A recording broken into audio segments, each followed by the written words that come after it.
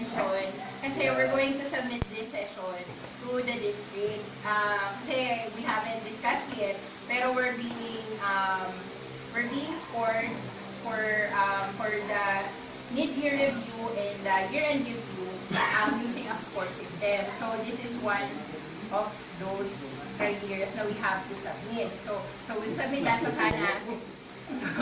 sana I'll have your attention. Let's minimize the noise. Pero let's also be, interactive. Okay? This report will be regarding branding and the innovations that Rotary International would like us to use. Okay? So I think we still have a few Rotarians na we're waiting for Aldo and Maya. So let's wait for them before we start. Ano na ba? Okay. Okay, let's present your, para lahat tayo in line na. Okay, good evening, fellow Rotarians. Good evening. Okay, today we will talk about branding and innovations, like what Rotary International would like us to use. So, why are we, to a certain extent, almost seem like we're advertising our projects and activities? Kasi po, lately, if you've noticed, we're always taking pictures pag may project tayo, and we're sharing it through social media like Facebook and Instagram, tapos we're sharing it through newspapers and other websites. So bakit po natin ginagawa yun? Bakit kailangan natin ipaalam sa iba kung ano yung mabuting ginagawa natin? Kasi I understand, kung gusto mo gumawa ng mabuti, let's just do good for other people, di ba? Why don't we have to let them know? Gusto ba natin, ginagawa ba natin ito kasi gusto natin ipangaya kung ginagawa natin, o gusto natin magpa-pogi o magpalakad ng papel? Of course not. You have to sell Rotary. Exactly. So, what we would like is for Rotary to have a recognizable brand. Yung pag may isang tao na nakita ng mga Rotarians wearing their club uniform, maiisip nila agad, ay, Rotary Club of Orani, ganito yung ginagawa nila. Ganon. So, ayun yung gusto natin for our club. Sabi nga during the MDS, they use Coca-Cola as an example. Pag nakakita ka ng logo ng Coke, may naisip ka agad, diba? There's something instant na may maaalala ka o yung associated with. Pwede, pag nakita mo yung Coke, ay, soft drinks, malamig, pamatibuhaw. So that's what we would want for our club. Yung pag nakita nila yung mga markers natin sa daan, pag nakita nila yung four-way test natin, may maiisip silang mapabuti agad. Yung, sila yung tumulong ng bagyong Glenda, bilis-bilis nga nila eh.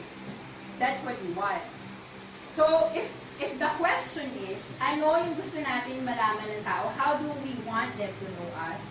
What we would like for them to associate us with is the good things that we do. Diba? We want them to know na we're a group of people who try to make lasting changes to the community. Sabi nga sa ating guiding principles in essence for Rotary, Rotary is where you join leaders, exchange ideas, and take action. So, ayun yung gusto nating mangyari. Correct? Yes. Now, let me ask one of our charter members, Pres Bessie. Pres, yung experience nyo po in 25 years, usually, yung sa mga kakilala nyo, what do they say pag Rotary, when Rotary is brought up? Ano po yung usually? Well, my experience, alam nila, we are very generous club. Very generous club. So that, when may kailangan sila na humingi na sa akin. Bibigyan mo naman. It's more open. Siguro po kasi, they instantly think na, ay, generous people, Yes, we can approach them for help. So Ang masama lang, pag yung Rotary din na nakala, libre din doon. Yun masama naman. ayun, siguro that's one of the things that we need to address. Atin yun eh.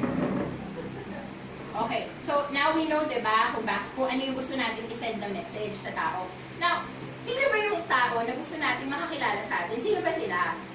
Any ideas from the group? Community. Community, correct. Where specifically?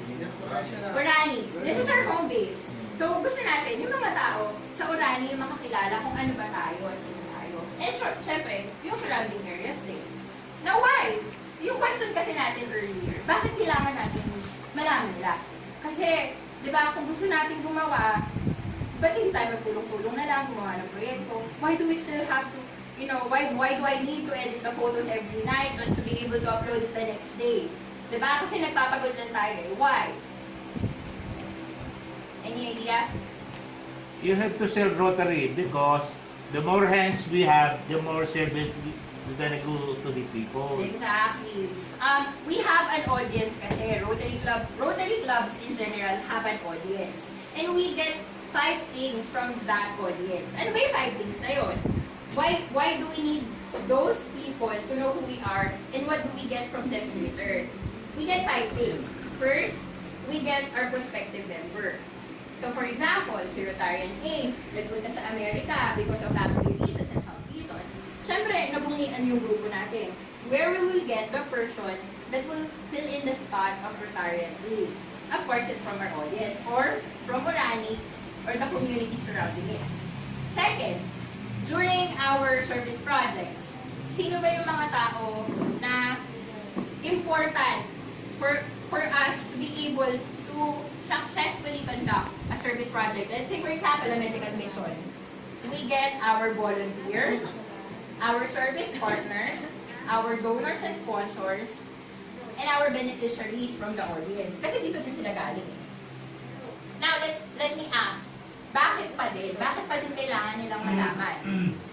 For the prospective member, when we approach them na, uy, join Rotary, when they have a good impression of what the club is, kung maganda yung tingin nila, kasi we're doing these efforts nga to have a good public image and brand recognition. When they have a good impression of what Rotary is, mas madaling sumali, di ba? Mas madali natin silang maiinganyo. Pag si prospective member, ang impression niya of Rotary is, ay, pang mayaman yan, hindi ko yata kaya dyan, di ba? Pero if we have a good impression na alam nila, ay, this is an avenue where I could help people. Kasi yun yung gusto ko wala naman siguro tao na ayaw tumulong sa kapwa. So, mas madali silang masasali sa atin. For the 4 remaining, during our service projects, mas madaling i-approach si volunteer, si service partner, saka si donor. When they have a good impression of what Rotary is, ay, yung effort ko hindi masasayang kasi magandang grupo to. Alam ko marami silang matutulungan. So, that's the reason why we want them, to know who we are and have a good impression of what Rotary is. Now, how do we do this? Paano natin gagawin? Kasi madaling pag-usapan na, sige, good impression tayo, good impression natin buong Orani, di ba? Madali sabihin. Pero how are we going to do this?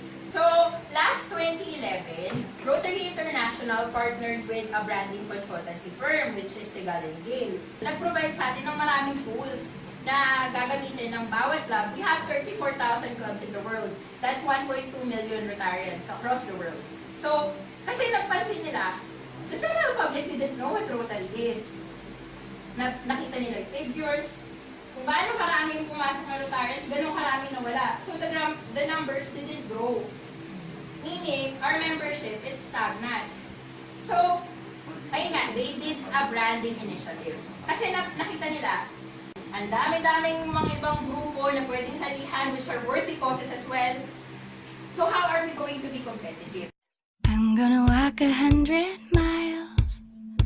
I'm gonna whistle all the while. If that's what it takes to make me smile, I'm gonna walk 100 miles.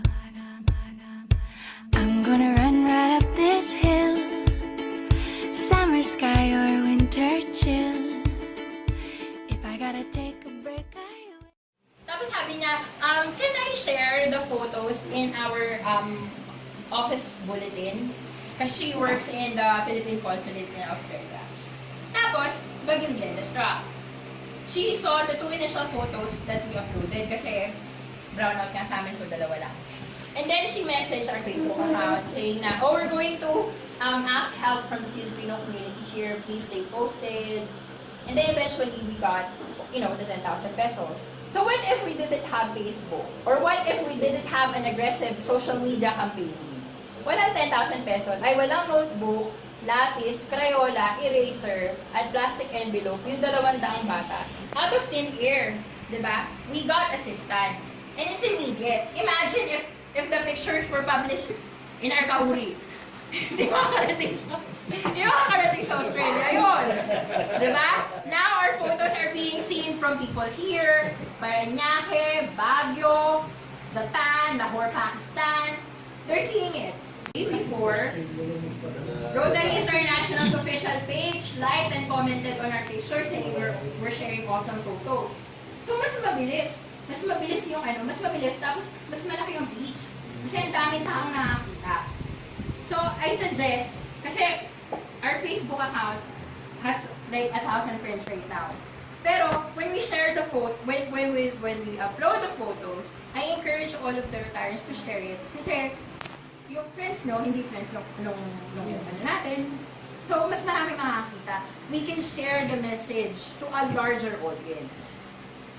Okay? So, sabi nga, ni PDJ Oyan, let's ask ourselves, are we obsolete? Kasi, I understand na not everyone can use, my Rotary, or Facebook, or Instagram. Hindi tayo lahat kaya yun eh. There are things that you don't know to use, and we can't force you to.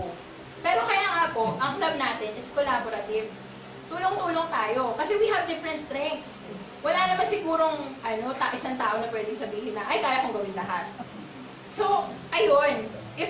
If you can't do it, for example, if Press, for example, talaga mahirap sa kanya sorry, Press, naglalagay. Mag-o-open na If it's hard for Press, let's help him. We can teach him. We can teach him how to use it. And if not talaga, then that's okay. Kasi there are other people doing it naman eh. If we're trying to do a social media campaign and not everyone can participate or do their share, let's just support each other.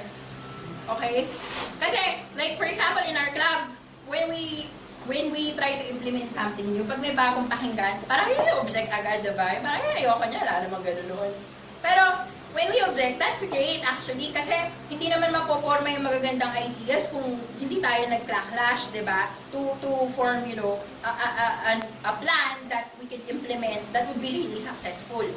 Pero, when we object, let's try to be receptive as well. Na, ay, bakit nyo ba ginagawa ito? Ano bang pwedeng, anong mangyayari sa atin? Ano yung kailangan namin gawin on our part? So, let's try to be receptive. Sabi nga ng mga speakers, throughout the whole MDS, throughout the whole affair, they were using buzzwords like adapt, change, reboot, refresh, reinvigorate. Ganun lang yun. Basically, what they're trying to say is that we should honor our time-valued traditions, but we have to understand that times are changing and that people consume information in a different way now.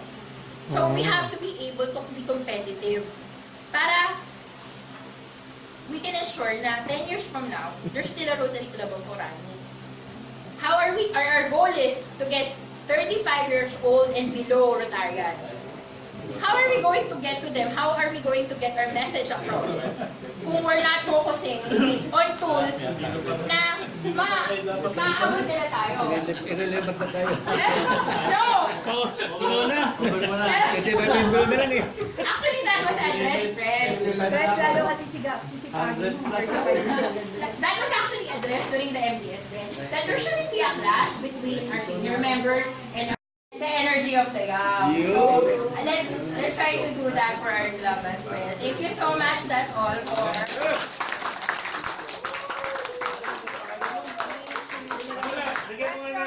Certificate of appreciation.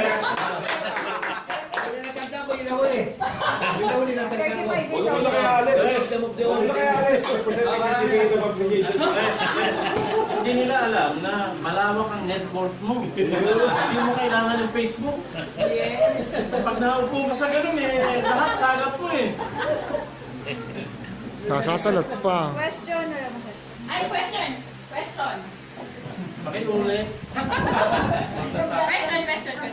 From the beginning, please. Question. Because I understand. Okay, okay na i-share ko. I-share ko yung discussion about Facebook. Like what? Yeah, last week. No, sure. I think so.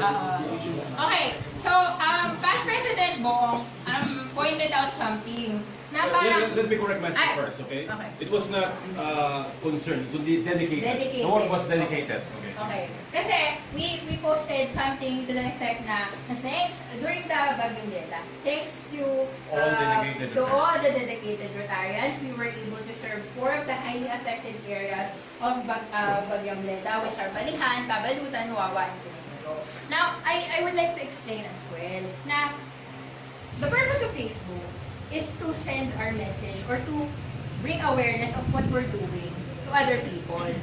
So, when we say Rotarians, we're not just specifically saying doon sa mga pumunta kasi we understand na lahat, halimbawa, si Tita Begs, her, trees were uprooted in her house, so it's really impossible for all of us to go there. Pero, they don't know that naman eh. Let's just try to understand na lang, yung sa atin na lang na when we say Rotarians, it's all of us. Regardless of whether you're there or not. Kasi the word Rotarian, that represents 1.2 million people, not just, us or not just the people during the ayun. Kasi, of course, marami pa po talagang mangyayari na we're going to use Rotarian and then an adjective, tapos yung ginawa natin. Kasi that's the format of a call to action status using Facebook. So, I apologize as well if, if it came across like that. That's not our intention. Ayun. Any more questions po? Hindi ba apologize? Any more questions? Yes. Meron ka bang separate na session, yung resource hub? Yes. Pero- If the body will allow, we can do a presentation Please. for And everyone. I move that each return be supplied 1 laptop each for the club.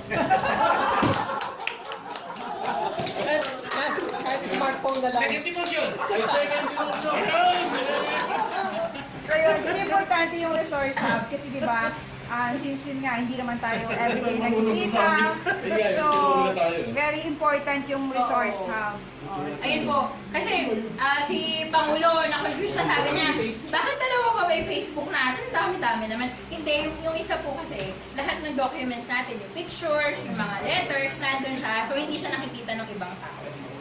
Actually, ang purpose din nun is para makita nyo na before the meeting. So, if you have any inputs, any suggestion, magawa na. So,